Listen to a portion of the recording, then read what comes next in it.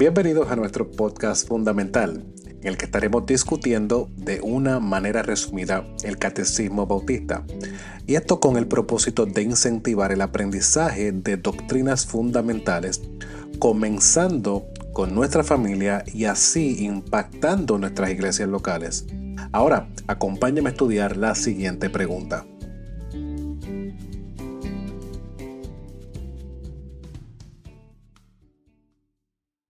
Pregunta número 10. ¿Qué son los decretos de Dios? Los decretos de Dios son su propósito eterno conforme al consejo de su voluntad, según el cual para su propia gloria ha predestinado todo lo que llega a suceder.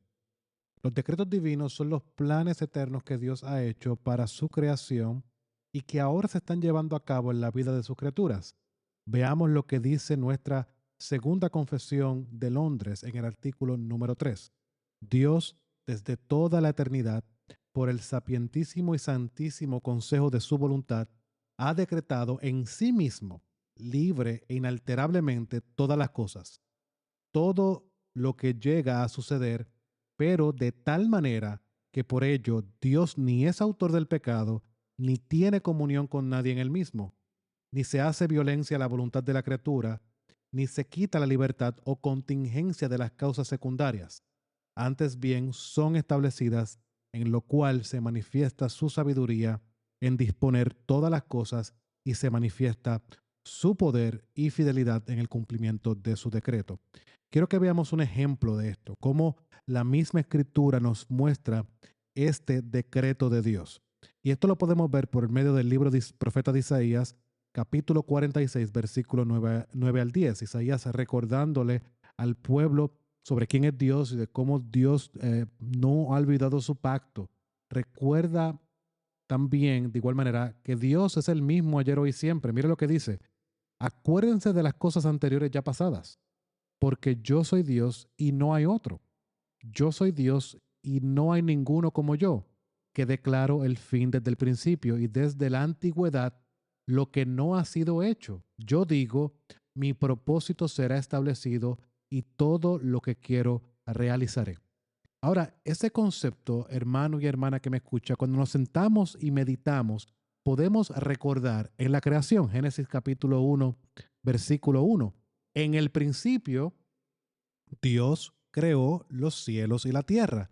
Aquí vemos el decreto de Dios para crear, valga la redundancia, la creación y disponer todo lo que la creación va a funcionar. Esa es la ley natural de Dios. Pero también, de manera especial, nosotros podemos ver ese decreto de Dios en nuestra salvación, en cómo Dios ha redimido a su pueblo.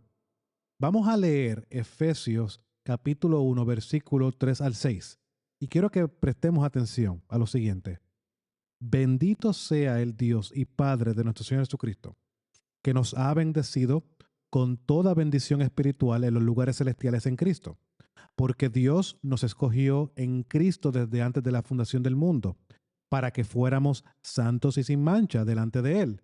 En amor nos predestinó para adopción como hijos, para sí mediante Jesucristo, conforme a la buena intención de su voluntad, para alabanza de la gloria de su gracia, que gratuitamente ha impartido sobre nosotros en el amado. Ahora, viendo estas dos realidades, Dios ha decretado todo lo que sucede en su creación, pero también de manera especial ha decretado en cómo Él va a salvar a su pueblo luego de haber caído y el hombre no poder ser redimido por sí mismo. Dios hace algo a su favor. Hermano y hermana que me escuchas hoy, ¿cómo debemos responder a esto? ¿Cómo debemos recordar la gracia continuamente de Dios? ¿Cómo debemos de recordar el amor inagotable de Dios?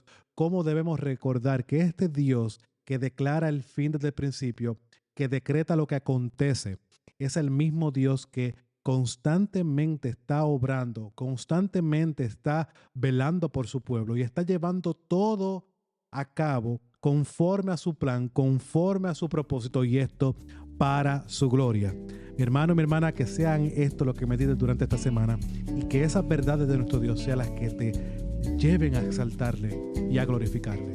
Dios te bendiga y nos vemos en un próximo episodio de este podcast fundamental. Que la gracia y la paz de nuestro Señor Jesucristo esté con cada uno de ustedes.